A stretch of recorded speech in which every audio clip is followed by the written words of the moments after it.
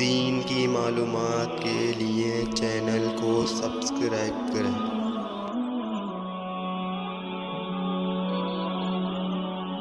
نحمده ونصلي على رسوله الكريم أما بعد.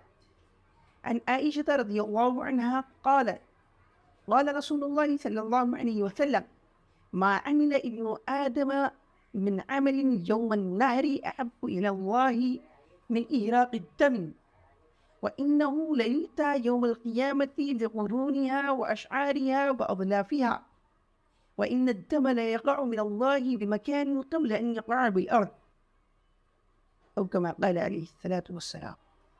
محترم ناظرین کرام، السلام علیکم ورحمۃ اللہ وبرکاتہ۔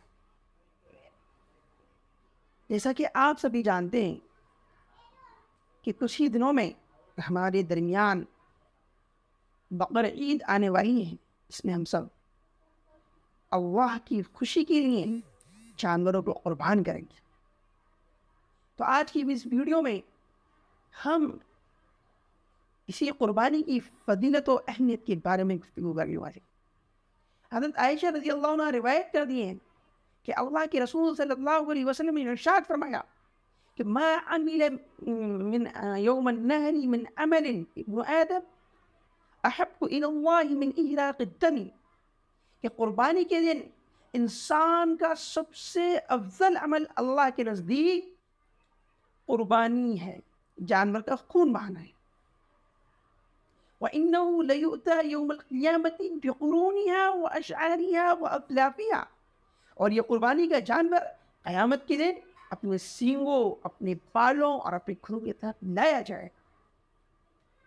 وَإِنَّ الدَّمَ لَيَقَعُ مِنَ اللَّهِ بِمَكَانٍ قَبْلَ أَن يَقَعَ بِالْأَرْضِ، اور قربانی کے جانور کا خون زمین پر گرنے سے پہلے اللہ کے یہاں مقبول ہو جاتا ہے۔ اس حدیث سے معلوم چلتا ہے کہ قربانی کے دن اللہ کے نزدیک قربانی سے زیادہ افضل عمل کوئی نہیں ہے۔ قربانی کے سب سے افضل عمل صرف اور صرف قربانی ہے، اس لیے اللہ کے نبی نے آخر میں فرمایا فَطِيبُوا بِهَا نَفْسًا، اس نے قربانی کو جو ہے خوش دلی کے ساتھ کرو۔ اللہ تعالی ہمیں اور آپ کو، ہم سب کو جو ہے خوش دلی کے ساتھ قربانی کرنے کی توفیق عطا فرمائے۔